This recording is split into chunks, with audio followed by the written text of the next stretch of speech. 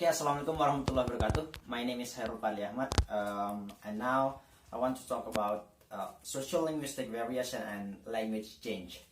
First topic is what is sociolinguistic. Second one is variation. Third one is language change, and the other is dialect. Okay, sociolinguistic is the study of relationship between language and society. So that's why sociolinguistic is the study of language in our society, how the language changed in our society, how the variation, the dialect, the essence of our society, of the language in our society. That is sociolinguistic. The second one is language variation. So according to Google, the language variation is the term linguistic variation or simply variation refers to regional, social, or context differences in the way that a particular language is used.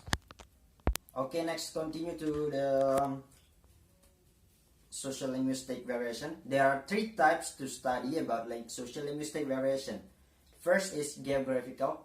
The second one is social, and the last one is stylistic. First is geographical. Geographical dimension is, of course, focused to mind which has occupied the attention in dialectologists and which has been presented in dialect at least. Of course, in our geographical, different geographical, different dialect, different action. And the second one is social dimension of linguistic variation is correlated with the socially established identity of the speaker, of the person addressed or mentioned. Okay, the example of social dimension linguistic variation is where the speech differences are correlated with the speaker's social status. Means that if you talking with your same age, like your friends, and then you meet someone who get older than you, and then the variation is changed from that, from informal to formal language. Okay, the last one is linguistic style. To the written styles appropriate to particular literary context is society like our own. Include here also are differences between formal and informal styles of speaking. This style called diglossia. Diglossia, according to Ferguson, 1959, diglossia is situation in which a community used to different language or varieties of language for different situations.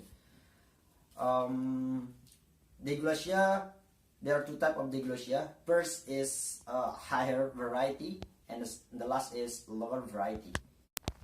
Okay, higher variety, we can say that a formal language we learn in school, in government, maybe we use in government, and then the lower variety is we talk about our first language in our society, in our house, in our home, with our friends. That is lower variety. Okay, now we move to dialect.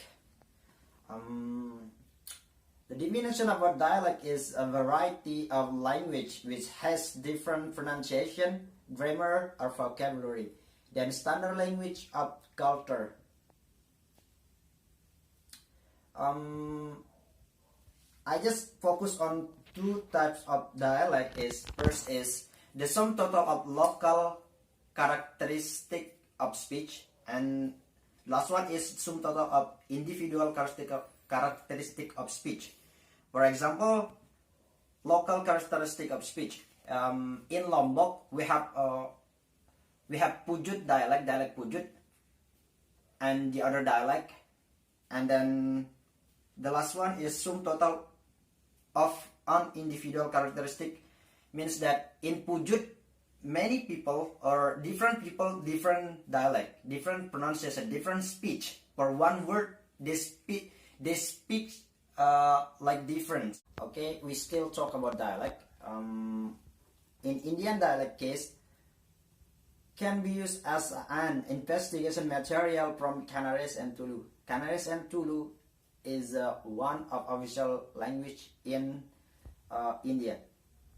Indian dialect case can be classified into three types. First is change must be classified as a phonological, grammar, or lexical. And the second one is the B dialect. So in innovation on the more conscious level of phonological and lexical borrowing and of semantic change.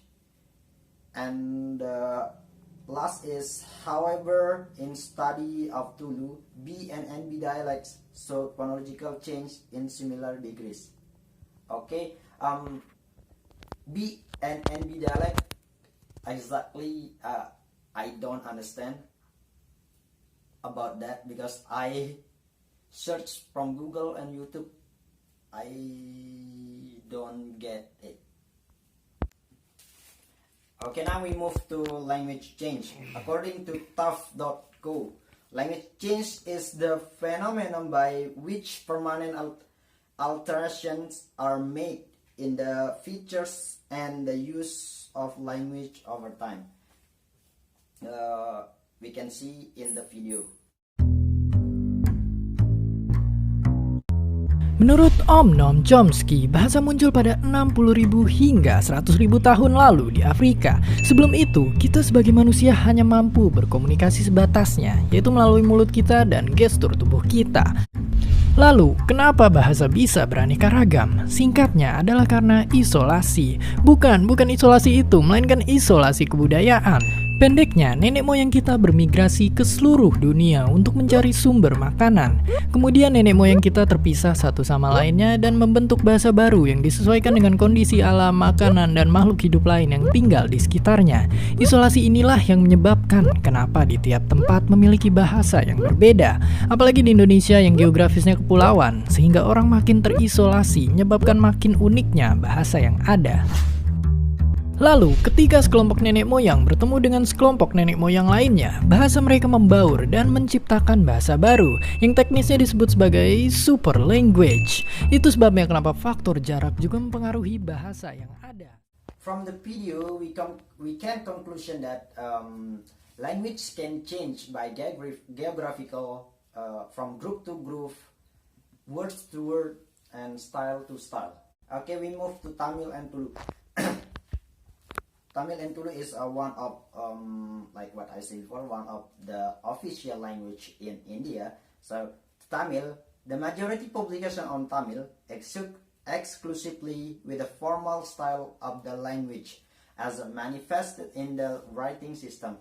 So Tamil language is usually used in writing system in India.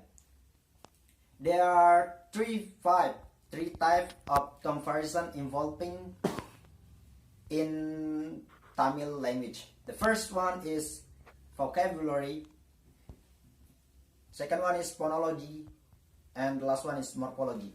So first one is vocabulary. Vocabulary may be classified into two types. First is loan word and native word. And the second one is both cases have native terms. The second one about phonological. Phonological comprehension of B and NB classified into two types. First is loan word will be frequently preserves non-native phonology, will NB assimilate native patterns. And the second one is involve native words. The last one is morphological differences between B and NB mostly involve varying shapes of morphemes. Okay guys, thanks for watching. Hope you can understand with my explanation about the material. So if you don't, you can ask me by personal chat. My name is Fadli. Thank you so much.